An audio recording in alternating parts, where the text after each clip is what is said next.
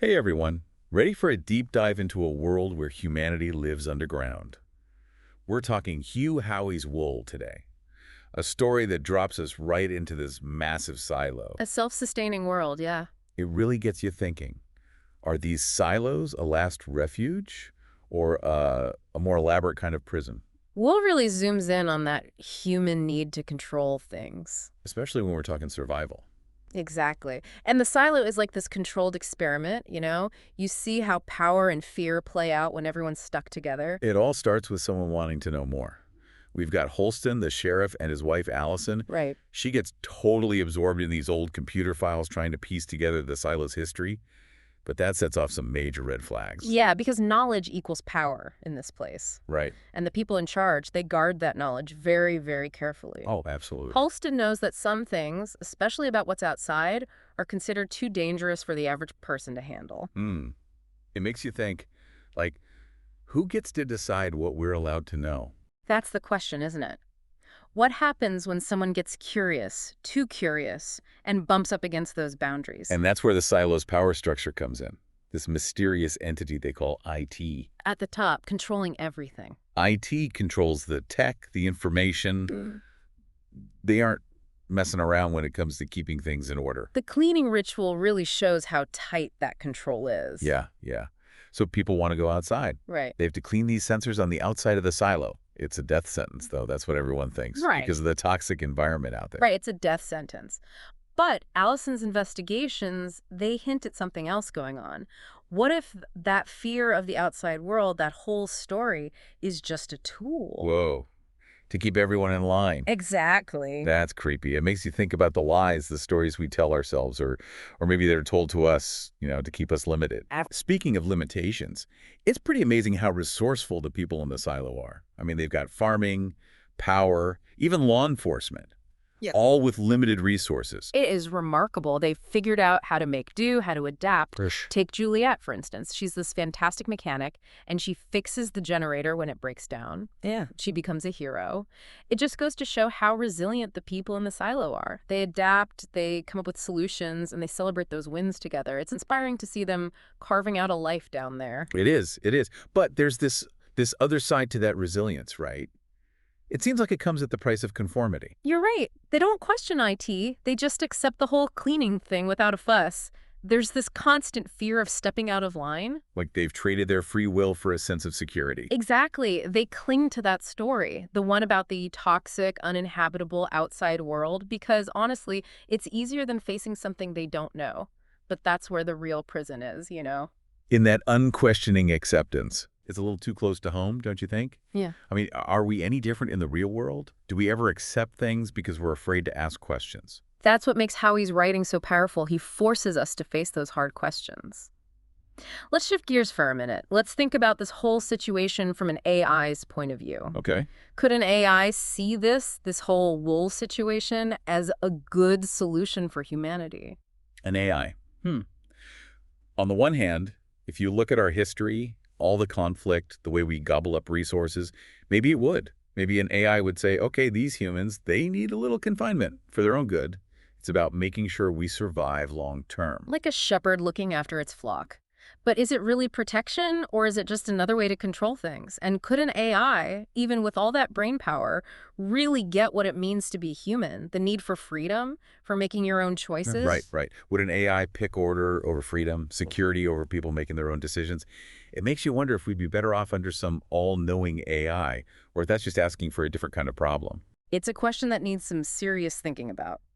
And that's exactly where we're headed next. We're going to uncover the secrets hidden in the silo, and those secrets. They tell us something about the choices that shape humanity's future, not just in wool, but maybe in our own world too. You know that cleaning ritual we talked about? It's more than just a chore. It's a way to control people, to make them believe the outside world is a death trap. And it works. That fear is powerful. But some people, like Allison, they start seeing the cracks in the story. They ask questions, they dig around, and then, They pay the price. exactly. Which brings us to Juliet. She becomes sheriff after Holston's cleaning. She wants answers. She finds Allison's research. And that's where the story gets really exciting. Juliet starts putting the pieces together, and it leads to a truth that's going to shock everyone. She discovers that the world outside, it isn't a wasteland after all, like they've always been told. The landscape's not barren. There's equipment that still works. There are even hints of other silos out there. This totally changes everything. Classic information control. The people in charge, IT, they've created this whole fake reality for the people in the silo. But the big question is, why? Why go to all this trouble? Right. Just knowing that the outside isn't toxic, that doesn't explain why they've kept humanity underground for generations. It's such a drastic thing to lock up an entire species for their own good. You think that's what IT really believes? That all this control is really for the best? It could be. We see this idea throughout history, right? The idea that people need to be led, protected, even controlled by those who know better. IT might see itself as a kind of benevolent dictator, keeping things running smoothly, making sure humans don't wipe themselves out. It makes you think about those in power in our own world, you know? Yeah. Did they ever think that way? Like the ends justify the means, doing bad things for a good reason? But who gets to decide what's best for everyone? And what about individual choice? What about free will? Exactly. The story really gets you thinking about security versus freedom. Can you have both? And what happens when someone else takes that choice away from you? Big questions, no doubt. But they're the kind of questions we should be asking. One thing that keeps bugging me, though, if IT is so powerful, maybe even an AI like we talked about, where did it come from? Who created it? What's its end game? That's the million-dollar question, isn't it? And Howey doesn't give us a straight answer. We get hints, whispers about some disaster in the past that led to the silos, but the details are still a mystery. Like a ghost story, where you never actually see the ghost. Yeah. Creepy. But let's not forget about Solo. He decided to go a different way. Reject the silo. Reject maybe even AI control. Do you think he represents a real alternative? Can you be a rugged individualist in a world built for control? Solo's story is interesting. He's resourceful, he can adapt, and he's definitely independent. He shows us that you can make your own way, even if it means going it alone. Maybe true freedom means rejecting the system completely. It makes you wonder if that's what scares IT the most. People like Solo, showing others that there's a different way. But Juliet discovers something else too. A whole network of silos, and they're all controlled by IT. Does that mean there could be communication between them? Maybe even resistance on a larger scale? Definitely a possibility. This network, even though IT's trying to keep each silo isolated, it hints at a bigger picture, a bigger plan. Juliet, with her knowledge of mechanics and the truth, she becomes a symbol of hope, a symbol for breaking free, taking back control, maybe even uniting all these separate communities. Her journey is inspiring. One person really can make a difference, even in a system that seems impossible to fight. But I bet it's not easy. She's facing huge obstacles, both out there in the world and inside her own head. Absolutely. And those challenges, that's what we'll dive into next. Get ready, because we're about to uncover some serious secrets in the fight for freedom.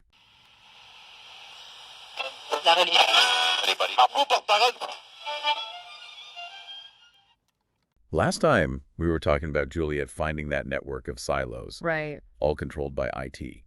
It changes things, doesn't it? It's not just about getting out of one silo anymore. It is. It's bigger than that now. Yeah, it's about understanding this whole system, Yeah. maybe even taking it down. It becomes about everyone waking up, realizing what's going on. Remember how we mentioned those hints about some kind of disaster in the past? Yeah. Juliet finds another silo, Silo 17. It's abandoned. Okay. She finds more clues there, more pieces of the puzzle about how things got to be this way. Interesting. And she runs into Solo there. He knows a lot about how the silos were built, how they talk to each other. Solo, huh? Yeah. He always chose to go his own way. He seems even more important now, don't you think? He's like a guardian of lost knowledge. Proof that you can live outside of IT's control. Yeah.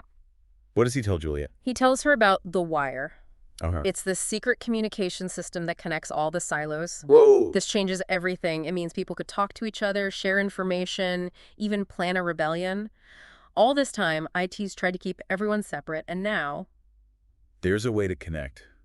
That throws a wrench into IT's plans. It does. It's like a ray of hope in all this darkness. But it raises some questions, too. If this wire's always been there, why didn't anyone use it before? Why would IT let it stay hidden? Well, IT might be powerful, but it can't see everything. Right. And maybe IT wants people to have a little bit of contact. Huh. Just enough to let off steam. Like a pressure valve. Exactly. Give people the illusion of connection, but without real freedom. It happens in our world too, you know? Oh, yeah. That's kind of scary, thinking about how our own connections could be controlled. But Juliet, she knows the truth now. Mm. And she's a force for change. She shows that we can break free from that manipulation, find real connections, maybe even build a better future for humanity. You got it. Hmm. But it's not easy. She runs into roadblocks, not just from IT, but from people inside the silos who like things the way they are. Nice. Like Bernard, the head of IT. He's a master at pulling strings. Okay. Then there's Peter, a young sheriff trying to figure out where his loyalties lie. It's good that Howey doesn't make it a simple good guys versus bad guys story. It's more complicated, more like the real world. What's it like for Juliet trying to fight for freedom in this messed up system? Well, it's not just about breaking down physical walls. That's mental, too. Exactly. People have been raised to believe the outside world is deadly, that IT is the only thing keeping them safe. Generations of that. Julia has to break through all that, make people wake up and see things for how they really are. It's a battle for their minds as much as it is a fight against some controlling machine. And what about AI? We've talked about the possibility that IT is an AI, some hidden intelligence running the show. Mm-hmm. Does the story ever come right out and say that's what it is? That's what's so great about how he's writing. He never spells it out for you. He gives you clues, but in the end, it's up to the reader to decide. That makes it even more thought-provoking, doesn't it? Makes you face the possibility that we might end up controlled by something we don't even understand. But Juliet, even with all that, she still has hope. She's not trying to destroy IT, it seems like. She wants to find a new way for humanity where people have choices again. And that takes us back to the beginning. What would an AI do? Would it choose control or would it choose freedom? Well, it doesn't give us a clear answer, but it shows us how both paths can go wrong. Control can lead to stagnation, where nothing changes, where people lose their spirit. But freedom without understanding, that can lead to chaos, people destroying themselves. So maybe it's not about finding the perfect answer. Maybe it's about understanding that it's complicated. Thinking for ourselves, questioning what we're told, and remembering that we have choices, even when it feels like we don't. You got it. This book really makes you think, especially now, with all the new technology, all the good and bad things that could happen. Well, reminds us that the future isn't set in stone. It's made by the choices we make right now. This has been an incredible journey. Secrets, control, the human spirit that never gives up. If you want to explore these ideas more, read Wool. You won't forget this story. Until next time, keep questioning, keep exploring, and keep diving deep.